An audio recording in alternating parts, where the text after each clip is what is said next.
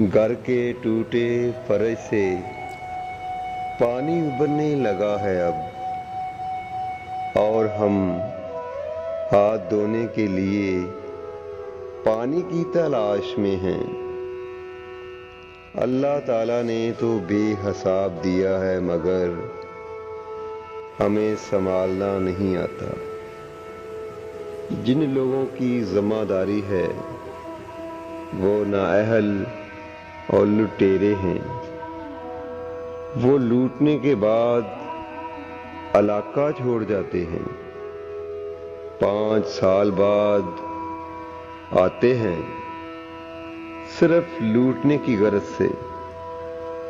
ये नहीं सोचते कि जिन लोगों को दलदल में धक्का देकर गए थे वो किस हाल में होंगे। लगता है इस शहर की किस्मत सारी दुनिया से अबतर है।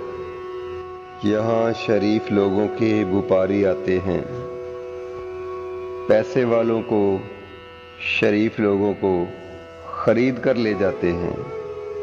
रह जाते हैं हमारी तरह के बेबस, बेकस, गरीब बदमाश, खुद अपने आप से लड़ने वाले।